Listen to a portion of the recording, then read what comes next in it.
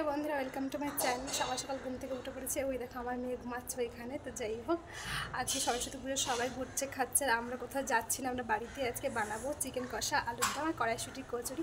আমার মেয়ে স্কুলে পুজো হয় না, সেই জন্য বাড়িতেই আমরা আনন্দ করব। এই দেখো ময়দাটা কত সুন্দর করে মাখিয়ে দিয়েছে আমাকে, থ্যাংক ইউ উপকার করার জন্য। যাই হোক, আর এই দেখো কড়াইশুঁটিগুলো আমি ছাড়াই আর মাংসটা আমি রেডি করি, কারণ ও ময়দাটা মাখছিল বলে কাজটা কমপ্লিট করতে পারছিলাম না। এই দেখো কড়াইশুঁটি পুরটা হয়ে গেছে, এখানে খুব সুন্দর সেন্ট বেরোচ্ছে। পুরটা রেডি করে নিয়েছি, আর এইদিকে আলুটা খোলা ছাড়িয়ে দিচ্ছি, সেদ্ধ হয়ে গেছে। এইখানে আমার মাংস এই দেখো হয়ে গেছে, মাংসটা নামিয়ে নেবো, তারপরে আলুর দমটা বসাবো। কচুরিগুলো দেখো এইবারে কত সুন্দর করে বেলেছি আমি, আর তখন বেলা হয়েছিল না, ফেটে ফেটে যাচ্ছিলো, কারণ ময়দাটা একটু শক্ত ছিল বলে। এবারে কড়াই বসিয়ে দিয়েছি, তাই জন্য সব বেরিয়ে যাচ্ছিলো। এবার আর একটু ফাটার কোনো সিন নেই, সুন্দর সুন্দর বেলা হয়েছে। চলো ভাজি। আবার এই দেখো লুচি, গোল গোল, বাট এটা নান, এটা লুচি না, এটা একদম লুচি না, এটা নান।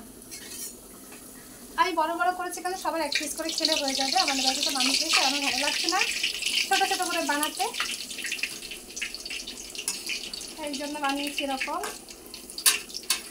সব কটাই লুচি দেখো কিরকম ফুলছে, দেখো।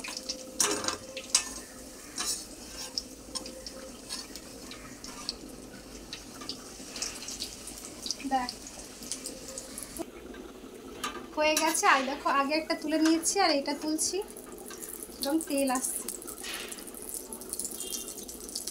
খাওয়া আর কোলেস্ট্রল বাড়াবো না না, এগুলো ছেঁকে নেবেন, ঠিক আছে?